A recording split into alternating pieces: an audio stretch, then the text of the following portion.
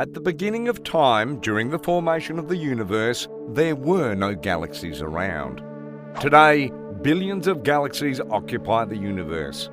In fact, it is believed that there are more galaxies in the universe than there are grains of sand. But how did they come about? And how much have they evolved over the years? Let's find out.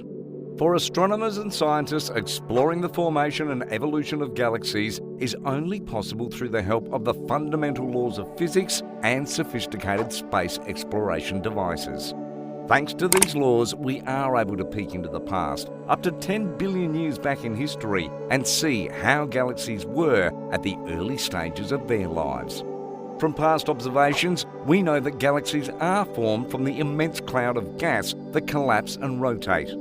During this process, the gas collects under self-gravity and eventually at some point, the gas fragments into star cluster-sized elements where star formation finally begins. We also know that they undergo a phenomenal evolution, during which stars begin to emerge within them. During our study of star clusters containing stars of the same age in various stages of evolution, scientists were able to construct and verify a standard model for the evolution of stars. The same blueprint can be used to design a model for the evolution of galaxies, provided that we get the required information.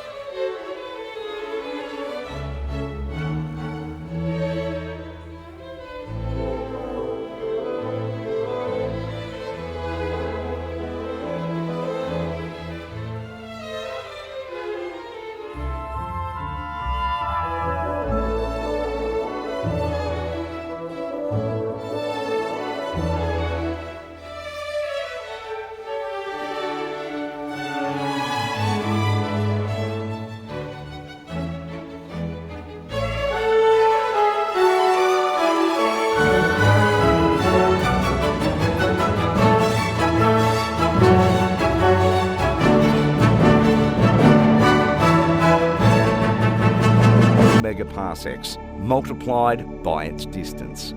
Meanwhile, the velocity of a galaxy, on the other hand, is measured by the Doppler effect. The difference in wavelength with respect to the source at rest is known as the redshift, provided it is moving away from the observer. Denoted by the letter Z, redshift is directly proportional to the velocity of a galaxy divided by the speed of light. And since we agree that all galaxies display a redshift because they are moving away from us, we can as well describe redshift as recession velocity. Over time, scientists will hit a roadblock known as the problem of the extragalactic distance scale during their research work relating to galaxies.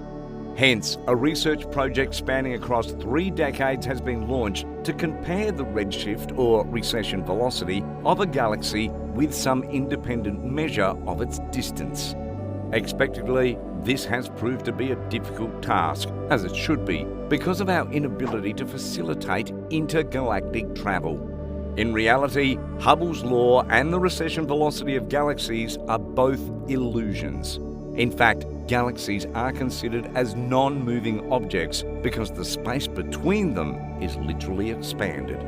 Nowadays, technology has simplified the way we study galaxies, especially with space exploration gadgets like the James Webb Telescope, which gives us a clear view of everything that happened in the past up to the very second when the Big Bang occurred. More importantly, these sophisticated technologies allow us to remotely observe and explore galaxies at will, including those that are located far away in the depth of space. And as we continue to learn about them, we're able to find out about their size, shapes, and the episodes of energetic outbursts they experience.